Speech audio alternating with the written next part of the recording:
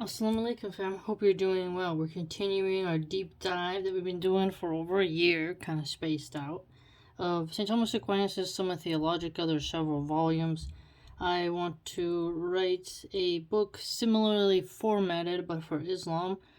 Aquinas was somebody who was quite famous in world history and amongst theologians, and you usually will hear about him in many classes, many different classes. So this will be a different style because we're going to go through his books in order. This is volume 1, okay? Now, this section is dealing with, God and divine attributes. It's dealing with the simplicity of God. And this is called the 5th article. And its title is Whether God is Contained in a Genus. So a genius. So, I don't know how else to say that word. Okay, so we'll proceed thus to the 5th article. Objection 1. It seems that God is contained in a genus, for a substance is a being that subsists of itself. But this is especially true of God. Therefore, God is in the genus of substance.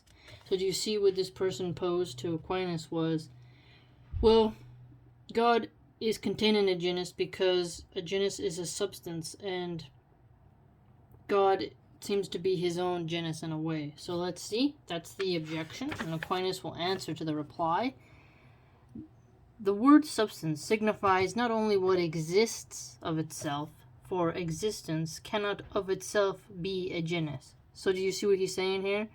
It's that, yes, God exists, but just because something exists doesn't mean in and of itself that it cannot of itself be a genus, as shown in the body of the article. But it also signifies as essence, that has the property of existing. So the essence that has the property of existing. In this way, namely of existing of itself. So existing of itself, and then we have the essence that has the property of existing. This existence, however, is not its essence. Thus, it is clear that God is not the genus of substance. So basically contending that God is not the genus of subsistence, God is outside of that. And then he delineates existence and essence for us here to that objection. Objection 2. Further, nothing can be measured save by something of its own genus, as length is measured by length and numbers by number.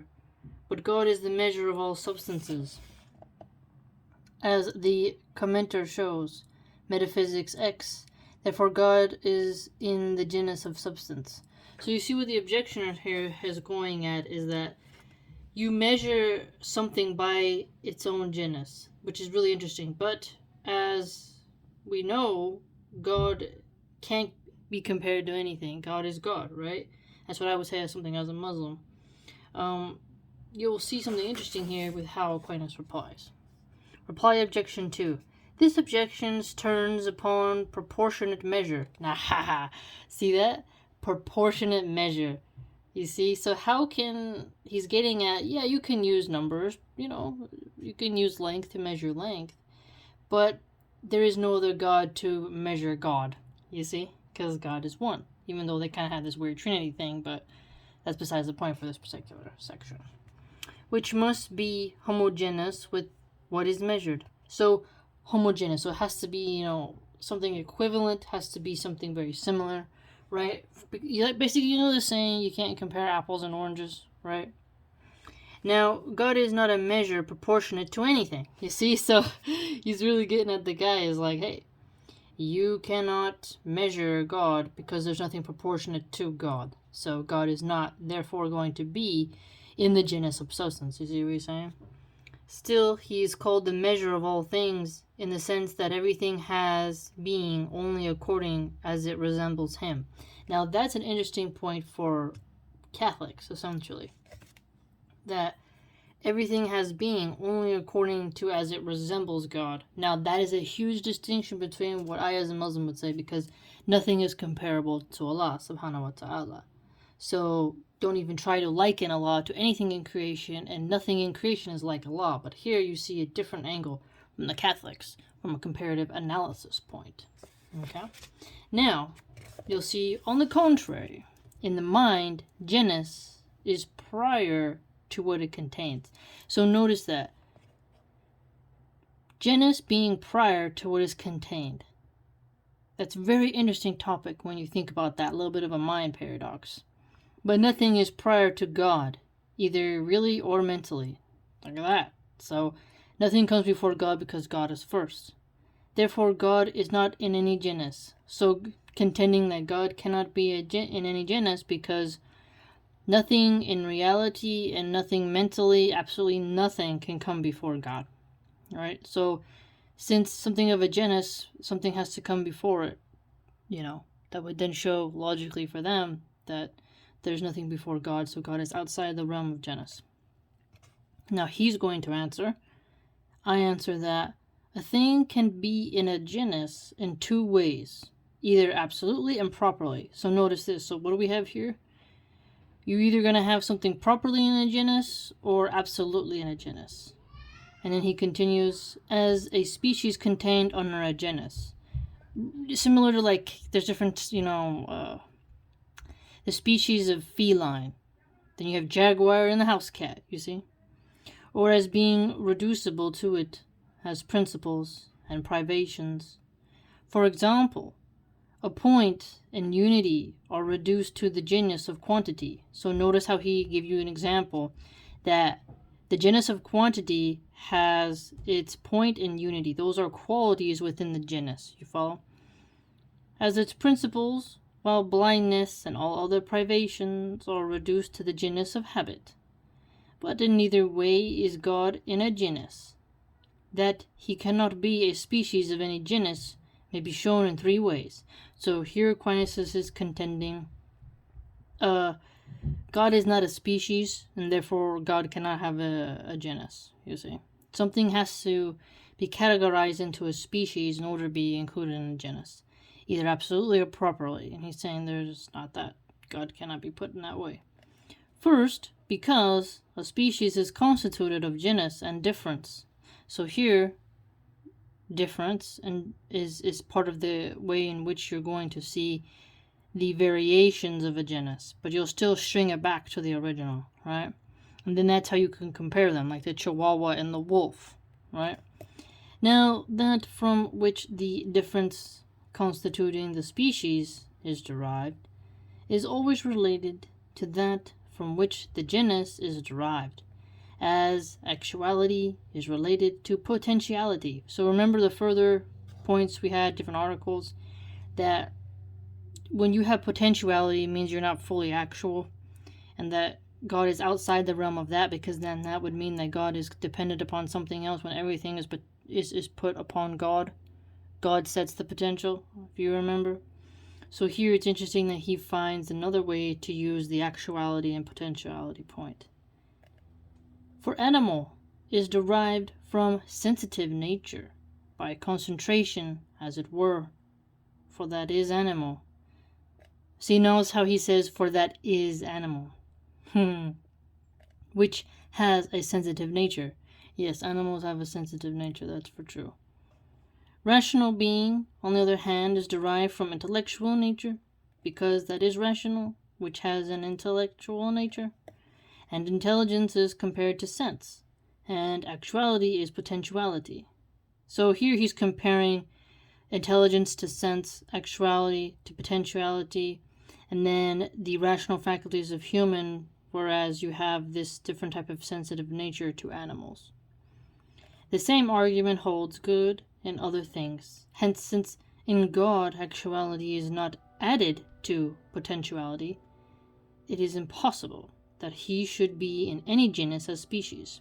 So here again you see, nothing is added to God's potential, because God is not lacking in anything, you see. God is there already.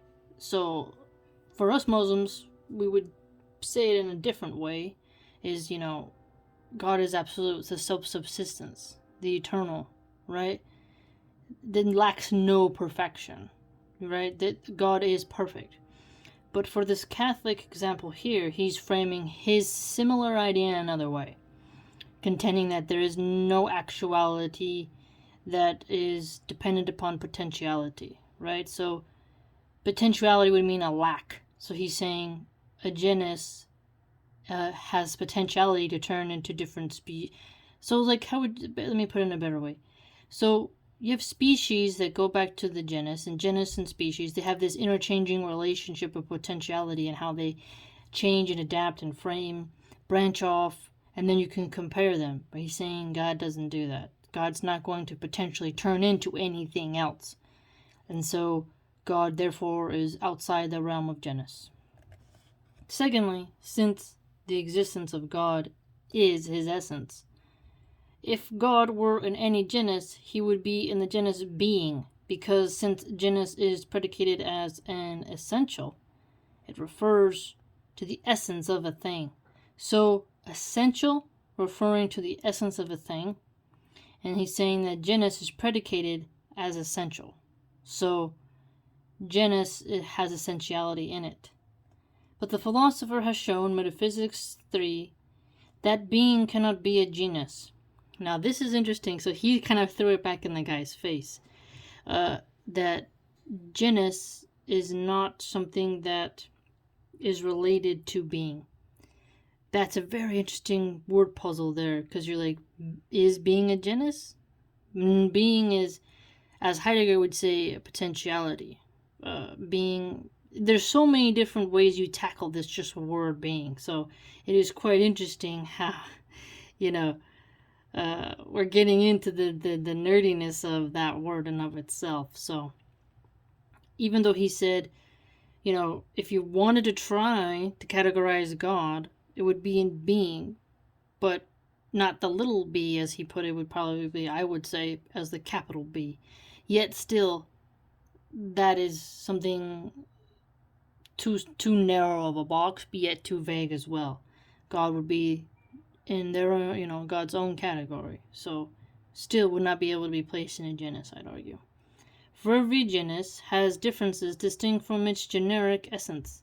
Did you see that? So a genus is going to have a generic essence. That generic essence is going to show you the differences and distinctions.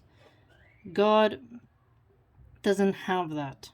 So you can't place God in that category. Now, no difference can exist. So here you're going to see again. Can exist distinct from being. For non-being cannot be difference. So here, if you have non-being, you're just a non-being. So the only differences between being and non-being is that you are or you're not. But being, it's interesting that he's saying that there is not a distinction there. It follows then that God is not in a genus.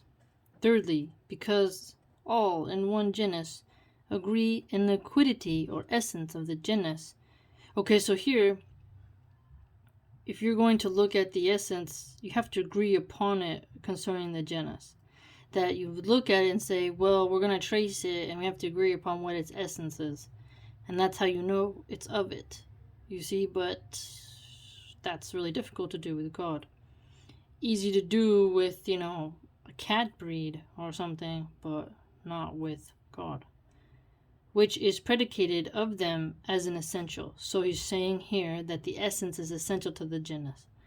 But they differ in their existence. So there'll be a difference in existence, but an essential component that's predicated and linked to the genus. For existence of man and of horse is not the same, as also of this man and that man. Thus, in every member of a genus, existence and quiddity, i.e. essence, must differ. So that's a very great example. The horse and the man both have consciousness. They're both alive, right? They're both living on the earth, but they're different, but they're a creation of God, but they have different lives. And even when you compare another man to another man, there's still going to be a difference in their existence. But in God, they do not differ, as shown in the preceding article. Therefore, it is plain that God is not in a genus, as if he were a species. Exactly. So, God is not a species. Now, it's interesting because there's a part of us that wants to say, well, God is the species of God. There is no species included in God. God is a monospecies, right? There's something that you want to have on the tip of your tongue where you're like, no, that's not going to work. Because as he's laid out, what is a species, has a trace, has a lineage, has an essence, has, a nature distinct to it. And there's the animal species, the human species. But still, God doesn't have anything that you can compare him to. So you can't do it then, you see? It's really quite fascinating, the way in which he's laid it out effectively. From this it is also plain that he has no genus nor difference, nor can there be any definition of him. So here again, to have a genus is to be able to define it, because if you're going to say something has a genus, you list things that are definitive of it. And there are going to be differences in it, because there's going to be other variations of it. But he's saying right now, God doesn't have that. Nor save through his effects, a demonstration of him. For a definition is from genus and difference, and the mean of a demonstration is a definition. So the demonstration leads you to the definition, and you get those definitions from the effects, and you would then use that to put it into a genus, which then goes into a species, and then you would be able to see the differences and such. But he's saying again, you can't do that with God, which I think most people agree with, but he's laying it out for the person he's talking to, well, refuting. That God is not a genus as reducible to it as its principle. So a genus essentially is contending you can reduce it to a fundamental principle. God is not reducible. You don't do that. Now you might say, well, we reduce God down, as some Catholic might say, to essences and stuff, and then we go from there. Or a Muslim might say, we reduce God to his name and attributes. But it's not that type of reductionism to the point where you try to narrow God down, cutting things off and excluding others. Because for me as a Muslim, I would say everything's in the power and domain of God. There's nothing where you can go, where God can't get to you, or God can't comprehend, so nothing is out of the reach of God. For a Catholic, he's framing it in a similar yet different way, is that you cannot reduce God into a genus, because a genus has differences and it has related potentiality, and it's, derived. So again, not something that can be done, he's contending. So therefore he's saying multiple times, as he's listed 3 ways, that God is not a being in a genus, right? That a principle reducible to any genus does not extend beyond the genus. Do you see? So when you put God into the genus category, you're saying God can't go beyond that. And if God is all powerful, as the Catholics would say, then that wouldn't make sense if you're going to put him in a genus. Now, this is the tricky part. We would say in English, God is in a category of his own. And then some people might think, well, a category is a genus, right?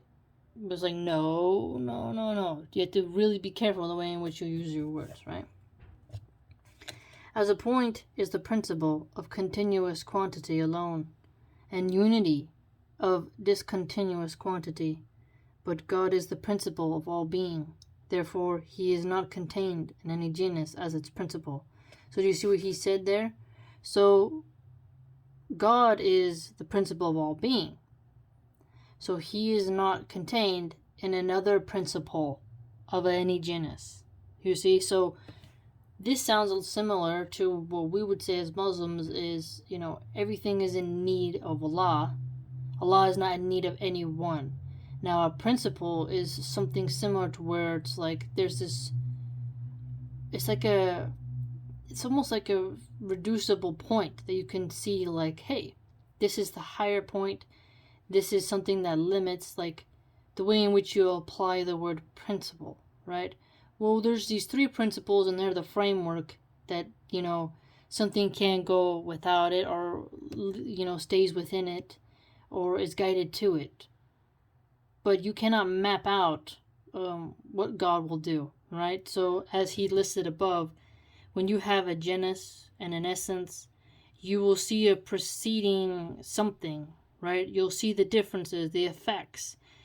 You'll be able to notice certain things that were predicated on others, and you'll see the potentiality and the actuality, but God is separate from potentiality because God is not lacking anything. So the potentiality leads to the principle, right? Now, God is not part of that. So God is the principle. There is no principle that God strives to, so therefore he has no potentiality. You see what I'm saying? So he's listed it out in a very formulaic way. And so he's laid out in the Catholic contention, as you have now seen, that the answer essentially is God is outside every genus, and God is not the genus of substance. Okay? And this is important for Catholics. Alright, hope you learned something, fam. Very wordy, but you learned something either way.